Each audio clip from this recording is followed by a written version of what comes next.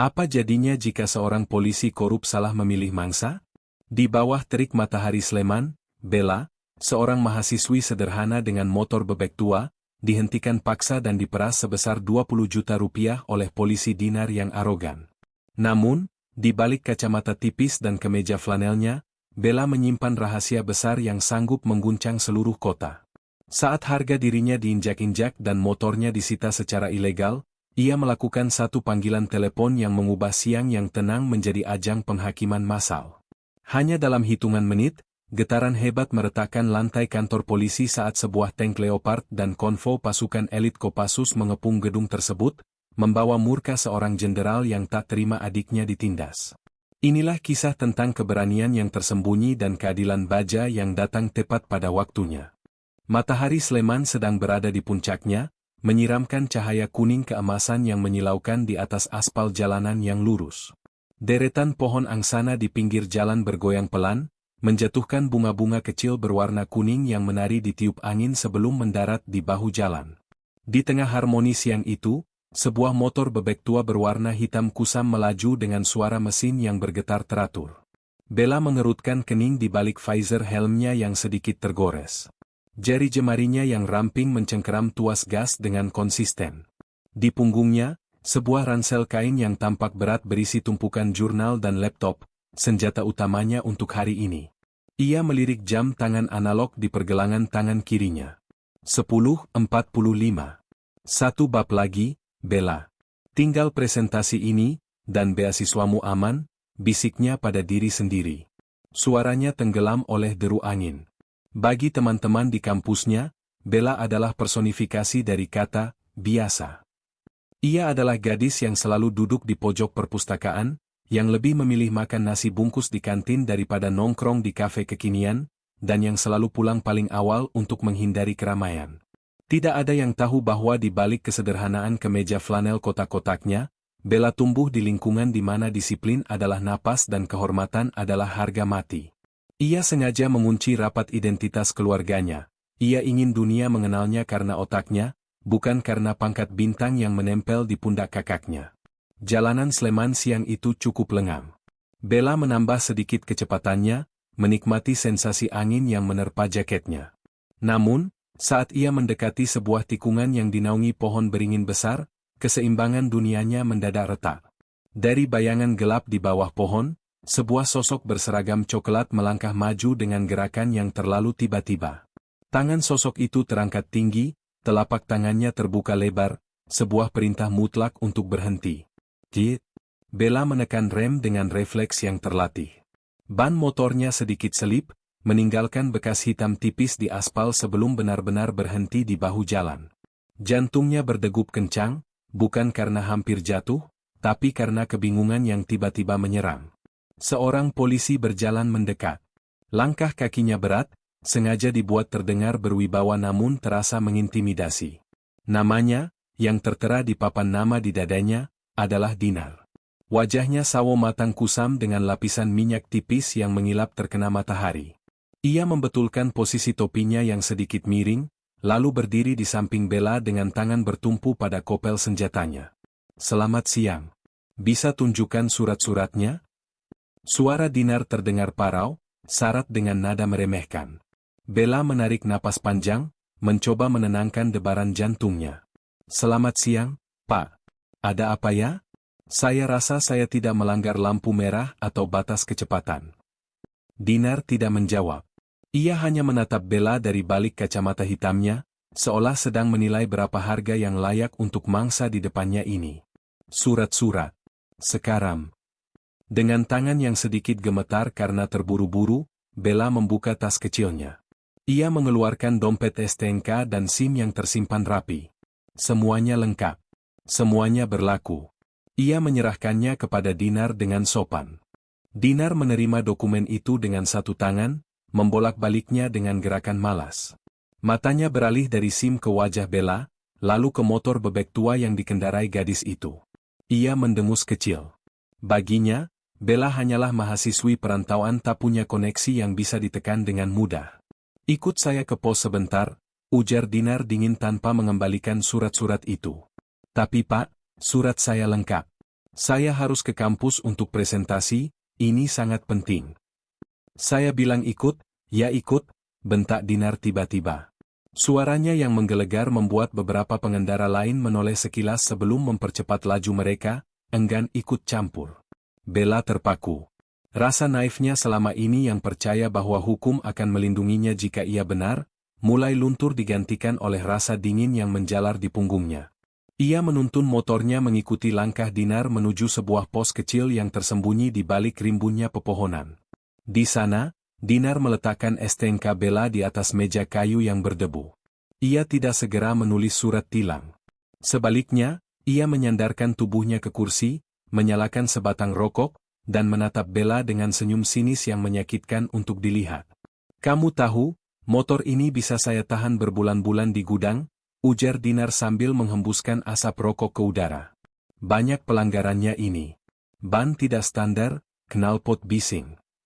"Tapi Pak, ini semua standar pabrik," sela Bella, suaranya mulai bergetar karena emosi. Dinar memajukan tubuhnya, menatap Bella tepat di mata. "Di sini, standar itu saya yang tentukan. Kalau kamu mau urusan ini selesai sekarang dan motor ini tidak masuk gudang, ada cara damai." Ia meraih sebuah secarik kertas kecil, menuliskan angka 20.000.000 dengan spidol hitam besar, lalu menyodorkannya ke depan wajah Bella. Bella membeku. Angka itu setara dengan biaya kuliahnya selama 2 semester. Dunia di sekelilingnya seolah melambat. Ia menatap Dinar, lalu menatap jam tangannya yang kini menunjukkan pukul 11.05. Ia sudah terlambat. Dan di depannya, seorang penegak hukum sedang menodongnya tanpa senjata. 20 juta, atau motor ini saya angkut sekarang juga, tekan Dinar, suaranya kini sekeras batu. Bella mengepalkan tangannya di samping paha. Sesuatu di dalam dirinya, sesuatu yang selama ini ia sembunyikan dengan rapi, mulai bergejolak. Ia meraih ponsel di sakunya. Matanya yang bulat kini tidak lagi memancarkan ketakutan, melainkan kilatan dingin yang seharusnya membuat Dinar waspada. "Saya ingin menelepon seseorang," ujar Bella pelan, suaranya kini datar dan tajam. Dinar tertawa terbahak-bahak, menyandarkan punggungnya kembali ke kursi. "Telepon saja. Mau telepon bapakmu di kampung? Atau pacarmu yang sesama mahasiswa? Silakan. Saya tunggu." Bella tidak menjawab. Jarinya dengan mantap menekan sebuah kontak yang sudah bertahun-tahun tidak pernah ia hubungi untuk urusan pribadi. Telepon berderim. Hanya 2 kali, sebelum sebuah suara berat, dingin, dan penuh otoritas menjawab dari seberang sana. "Bella? Ada apa?" Bella menelan ludah, menatap Dinar yang masih tertawa meremehkan. "Mas Rendra?" Bella ditahan di jalan. Motor Bella mau disita. Dia minta 20 juta. Hening sejenak di ujung telepon. Namun, keheningan itu terasa lebih menakutkan daripada ledakan bom. "Di mana lokasimu sekarang?" tanya suara itu, kini dengan nada yang bisa membekukan darah siapapun yang mendengarnya. Bella menyebutkan lokasinya. Setelah itu, telepon ditutup secara sepihak. Bella menurunkan ponselnya, menatap Dinar yang kini mulai menunjukkan raut wajah tidak sabar. "Sudah dramanya? Mana uangnya?" tagih Dinar kasar. Bella hanya berdiri diam. Ia menyimpan ponselnya kembali, lalu menatap lurus ke arah jalan raya di mana suara gemuruh aneh mulai terdengar dari kejauhan. Suara rantai besi yang beradu dengan aspal, semakin lama semakin keras, menggetarkan kaca-kaca pos polisi itu. "Uangnya tidak ada," jawab Bella tenang. "Tapi badainya sudah datang." Dinar tertawa terbahak-bahak mendengar ucapan Bella. Suara tawa itu parau, beradu dengan kepulan asap rokok yang kembali ia semburkan ke arah wajah Bella. Baginya, ancaman, badai, dari seorang mahasiswi berkacamata yang motornya saja masih menyicil adalah lelucon terbaik yang ia dengar sepanjang minggu ini. "Badai? Kamu kebanyakan nonton drama, Dek?" ujar Dinar sambil menghapus air mata di sudut matanya. Ia meremas kertas bertuliskan angka 20 juta itu dan melemparkannya ke lantai. "Di sini, sayalah badainya. Sayalah hukumnya." Dinar berdiri, kursi kayunya berderit kasar di atas lantai semen yang retak. Ia melangkah keluar dari pos penjagaan, menghampiri motor bebek hitam milik Bella yang masih terparkir di bahu jalan. Dengan gerakan kasar, ia mencabut kunci motor itu dari lubangnya, memutarnya di ujung telunjuk seolah itu adalah piala kemenangan. Karena kamu lebih milih main drama telepon-teleponan daripada bayar, motor ini saya sita. Sekarang juga. Pak, tolong. Saya mohon periksa lagi. Bella berlari kecil mengejarnya, suaranya naik 1 oktav karena kepanikan yang mulai menguasai. Surat-surat saya lengkap. Ban saya baru diganti bulan lalu, itu standar pabrik. Knalpot itu juga tidak bising, Pak. Bapak bisa dengar sendiri. Dinar menghentikan langkahnya dan berbalik begitu cepat hingga Bella hampir menabrak dadanya yang berbau keringat dan tembakau. Kamu berani mengajari saya soal prosedur? Dinar menunjuk hidung Bella dengan kunci motor. Motor ini masuk gudang.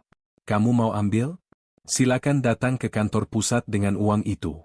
Kalau tidak, anggap saja motor ini sudah jadi rongsokan. Dinar kemudian merogoh sakunya dan mengeluarkan sebuah handy-talkie. Unit derek, masuk. Lokasi di bawah Beringin Sleman. Ada rongsokan yang perlu diangkut ke pangkalan. Cepat. Beberapa menit kemudian, sebuah truk derek tua dengan lampu rotari kuning yang berputar malas muncul dari balik tikungan. Suara mesinnya yang kasar seolah mengejek nasib Bella. 2 orang petugas turun, tanpa banyak bicara mereka mulai memasang rantai di ban depan motor Bella. Jangan, Pak. Tolong. Itu satu-satunya alat transportasi saya untuk kuliah. Bella mencoba menghalangi petugas itu, namun Dinar menarik bahunya dengan kasar hingga Bella terhuyung ke belakang. Minggir. Jangan menghalangi petugas atau saya tambah pasal melawan aparat, bentak Dinar. Warga yang lewat mulai melambatkan kendaraan mereka.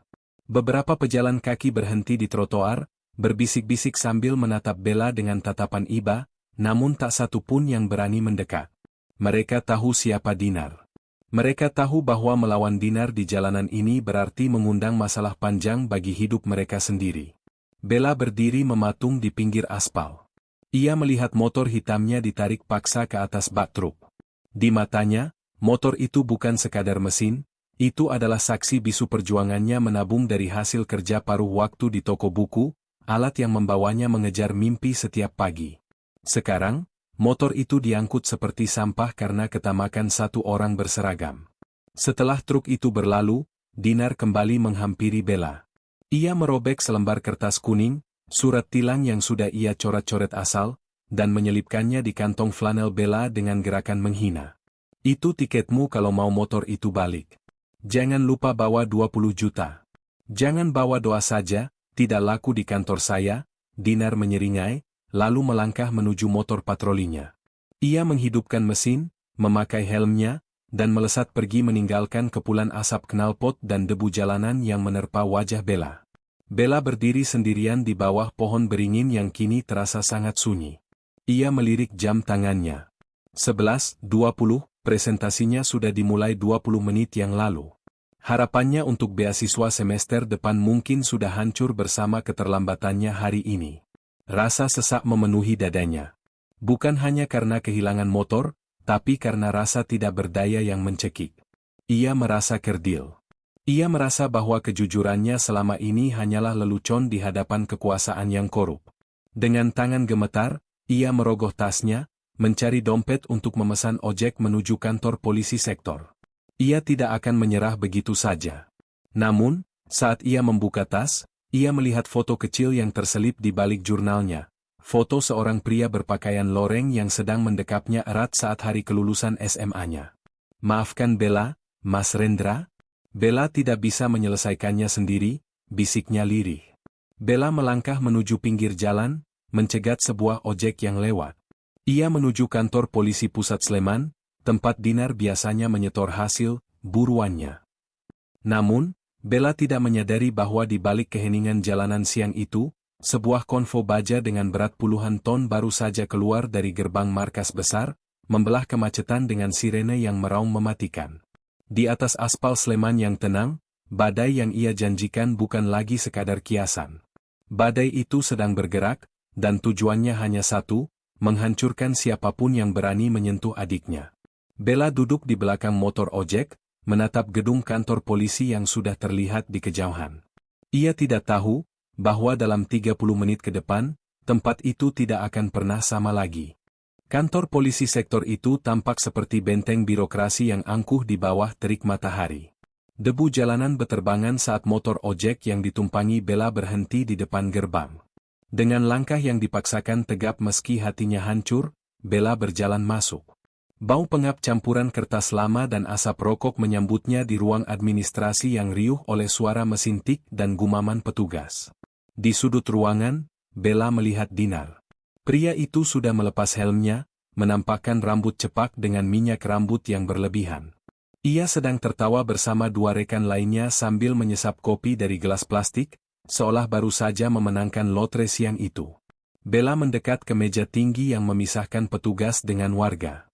"Permisi, Pak Dinar," suaranya serak namun tegas. Dinar menoleh. Tawanya berhenti, digantikan oleh seringai yang meremehkan. "Wah, mahasiswi kita rajin sekali. Sudah bawa apa yang saya minta?" "Pak, saya kesini untuk meminta keadilan. Saya sudah cek aturan lalu lintas di perjalanan tadi. Tidak ada pasal yang membenarkan penahanan unit jika surat-surat lengkap dan tidak ada kecelakaan." Bella meletakkan tangannya di atas meja, mencoba menahan getaran di jemarinya. "Tolong kembalikan motor saya. Saya sudah melewatkan ujian penting hari ini." Dinar meletakkan gelas kopinya dengan suara brak yang keras, membuat beberapa orang di ruangan itu menoleh. "Keadilan?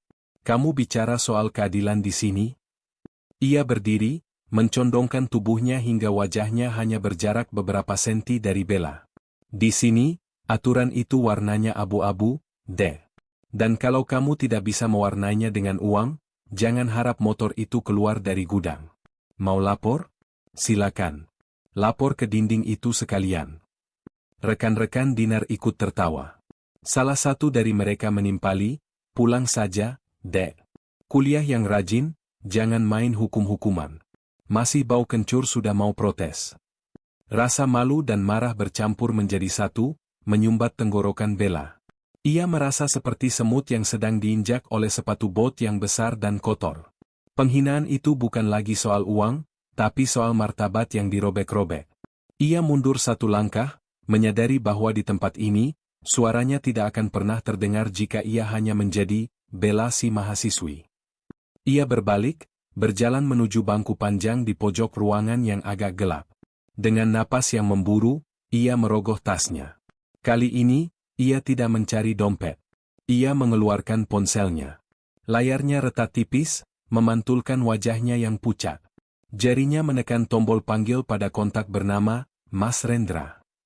Di sisi lain kota, di dalam sebuah ruang rapat yang kedap suara di markas besar Kopassus, suasana sedang sangat tegang. Jenderal Rendra duduk di kepala meja, dikelilingi oleh para perwira menengah yang sedang memaparkan peta operasi. Wajahnya seperti pahatan batu granit, dingin dan tak terbaca. Tiba-tiba, ponsel pribadinya yang diletakkan di atas meja bergetar. Rendra biasanya mengabaikan panggilan saat rapat, namun saat matanya melihat nama yang muncul di layar, rahangnya mengeras. Ia mengangkat tangan, menghentikan presentasi kolonel di depannya secara instan. "Rapat ditunda," ujar Rendra singkat. Suaranya rendah namun memiliki otoritas yang membuat ruangan itu seolah kekurangan oksigen. Ia mengangkat telepon itu. "Bella? Ada apa?" "Mas?" Suara Bella pecah di ujung sana. Isak tangis yang selama ini ia tahan akhirnya tumpah. Motor Bella diambil. Bella diperas di kantor polisi Sleman. Mereka minta 20 juta. Bella dihina, "Mas." Bella takut. Rendra berdiri dari kursinya. Gerakannya begitu tiba-tiba hingga kursi berat itu terdorong ke belakang dengan suara derit yang memekakkan telinga. Para perwira di ruangan itu terpaku melihat perubahan aura sang jenderal. Matanya yang tajam kini memancarkan kemarahan murni yang sangat terkontrol, jenis kemarahan yang biasanya menandakan kehancuran bagi musuh. "Siapa nama petugasnya?" tanya Rendra. Suaranya kini sangat pelan, namun setiap kata terasa seperti kokangan senjata. "De Dinar. Pak Dinar. Jangan bergerak dari sana, Bella. Jangan katakan apapun lagi pada mereka. Tetaplah di posisi kalian," perintah Rendra. Ia mematikan telepon, lalu menoleh ke ajudannya yang berdiri di depan pintu. Mayor, siapkan konvo. Bawa 1 unit Leopard yang sedang standby di halaman. Ajudan itu tertegun. 1 unit tank, Jenderal? Untuk ke kantor polisi? Rendra menatap ajudannya dengan tatapan yang bisa menembus baja. Mereka berani menyentuh keluarga saya di jalanan umum. Mereka pikir mereka hukumnya? Saya akan tunjukkan pada mereka apa itu hukum yang sebenarnya. Bergerak sekarang. Kembali ke kantor polisi, Bella duduk menunduk, memeluk tasnya erat-erat. Dinar masih sesekali meliriknya sambil tertawa kecil, mengira gadis itu sedang menangis meratapi nasibnya. Kasihan, ejek Dinar pelan. Paling juga telepon pacarnya buat pinjam uang. Namun, di kejauhan, sebuah suara rendah mulai terdengar. Bukan suara sirene polisi yang melengking, melainkan suara berat yang menggetarkan aspal. Sebuah frekuensi rendah yang membuat gelas-gelas di atas meja administrasi mulai bergetar pelan. Dak. Bella mengangkat kepalanya. Ia tahu suara itu. Itu adalah suara kekuasaan yang sesungguhnya. Suara yang dulu sering ia dengar saat menjemput kakaknya di barak. Di luar, langit Sleman yang cerah mendadak terasa mencekam. Burung-burung beterbangan dari pepohonan saat sebuah konvoi kendaraan militer berwarna hijau tua membelah jalanan dengan kecepatan tinggi. Dan di tengah-tengah konvoi itu, raksasa baja seberat 60 ton mulai memutar moncong meriamnya tepat ke arah gedung kantor polisi. Dinar menghentikan tawanya. Ia mengerutkan kening, merasakan lantai di bawah kakaknya mulai bergoyang. Suara apa itu? Gumamnya bingung, berjalan menuju jendela depan. Saat ia menyibakkan gorden, wajah Dinar mendadak berubah menjadi seputih kertas. Di depan matanya, sebuah tank Leopard sedang menghancurkan pembatas jalan dan berhenti tepat 3 meter di depan pintu masuk kantor polisi, dengan moncong meriam yang menatap tepat ke arahnya. Keheningan yang mematikan jatuh di ruang administrasi kantor polisi Sleman. Suara mesin ketik yang tadi berisik mendadak bisu. Para petugas yang tadinya bersantai kini terpaku di posisi masing-masing, menatap ke arah jendela dengan mata terbelalak. Di luar, pemandangan itu tampak seperti potongan film perang yang salah masuk ke dalam realitas kota yang tenang. Sebuah tank Leopard 2 RI, monster baja seberat 60 ton dengan kamuflase loreng gelap, berhenti tepat di depan gerbang utama. Mesin dieselnya menggeram rendah, menciptakan getaran frekuensi tinggi yang membuat kaca-kaca jendela berderak seolah akan pecah.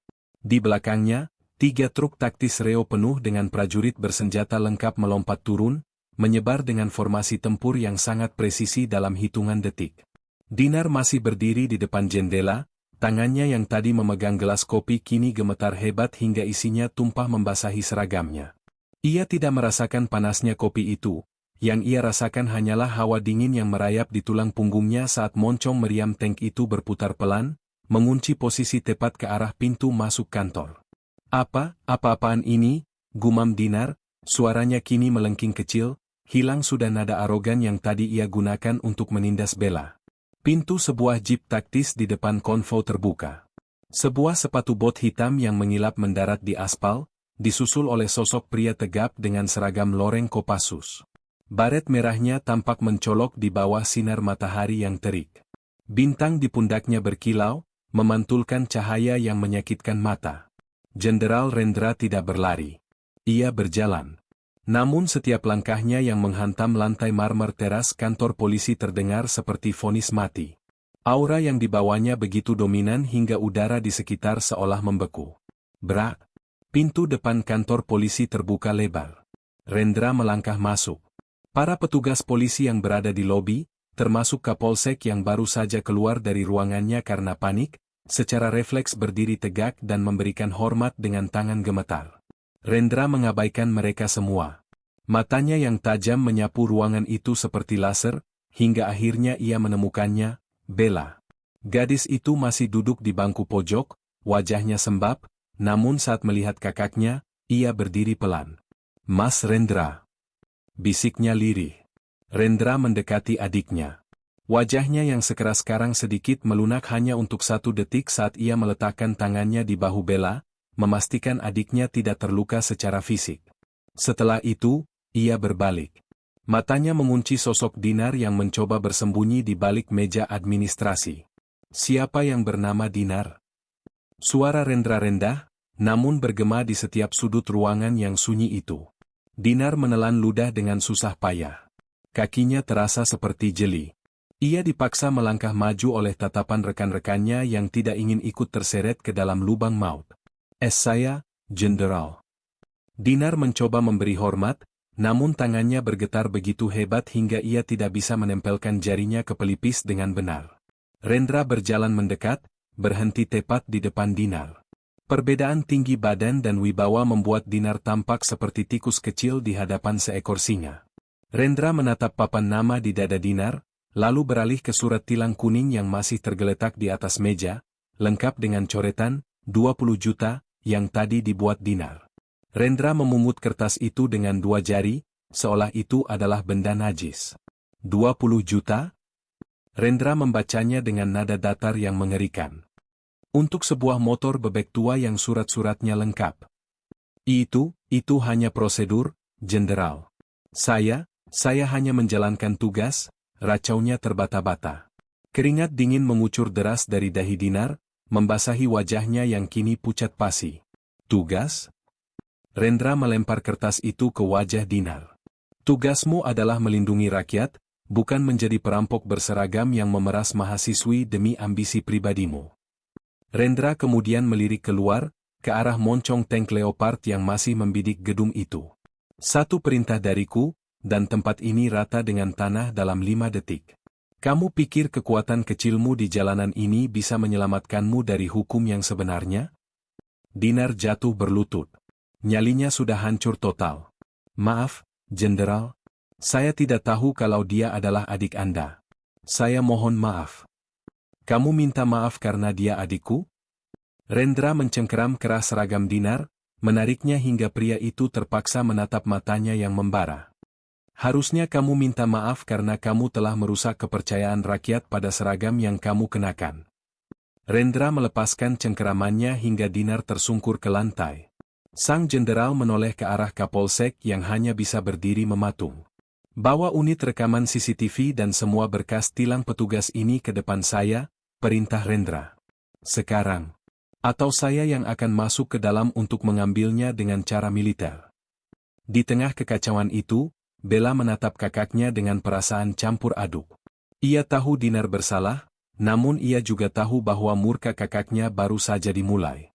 Di bawah bayang-bayang moncong tank, sebuah pengungkapan yang jauh lebih gelap dari sekadar pungli di pinggir jalan akan segera terungkap. Sebab, di laci meja Dinar, sebuah buku catatan kecil berwarna hitam baru saja terjatuh, menampakkan daftar panjang nama-nama korban lain yang nilainya jauh lebih besar dari sekadar motor bebek. Udara di dalam kantor polisi itu seolah tersedot habis. Di lantai, Dinar gemetar menatap buku catatan hitam kecil yang tergeletak terbuka tepat di depan lututnya.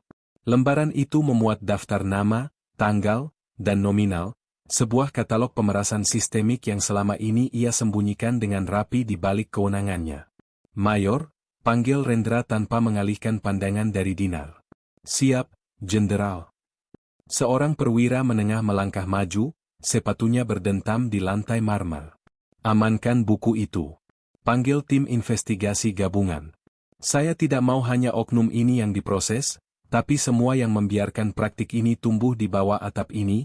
Suara Rendra tenang namun mematikan, seperti vonis yang diketuk di ruang sidang tanpa harapan banding. Kapolsek Sleman maju dengan wajah yang dibasahi keringat dingin. "Jenderal, saya benar-benar tidak tahu kalau anggotanya." Rendra memotong kalimat itu hanya dengan satu tatapan tajam. "Ketidaktahuan Anda adalah kegagalan kepemimpinan. Dan kegagalan dalam posisi ini adalah sebuah kejahatan." Rendra kemudian berjalan menghampiri Bella. Ia melepas sarung tangan hitamnya, lalu mengulurkan tangan pada adiknya. Bella menyambut tangan kakaknya, berdiri dengan kaki yang masih sedikit lemas. Di luar, kerumunan warga mulai berkumpul di balik garis barikade militer. Mereka menonton dengan napas tertahan saat melihat seorang polisi yang biasanya arogan kini diseret keluar oleh 2 anggota provos menuju truk tahanan. Dinar tidak berani mengangkat kepala. Saat melewati Bella, ia hanya bisa mendengar suara gesekan rantai baja tank Leopard yang mulai berderak, seolah mesin perang itu pun muak melihat keberadaannya. Di trotoar, Beberapa warga yang pernah menjadi korban Dinar mulai bersorak pelan, sebuah katarsis emosional yang pecah di bawah terik matahari siang.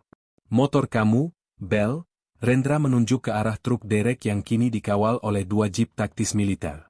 Sudah dipastikan kembali ke garasimu sore ini. Dan untuk ujianmu. Rendra melirik jam tangannya. Rektor kampusmu sudah saya hubungi. Kamu punya jadwal ujian susulan pukul 2 siang ini. Diantar dengan pengawalan. Bella menatap kakaknya dengan mata berkaca-kaca. Mas, Bella tidak bermaksud membuat kekacauan sebesar ini. Bella hanya ingin lulus dengan usaha sendiri. Rendra tersenyum tipis, sebuah ekspresi langka yang hanya bisa dilihat oleh Bella.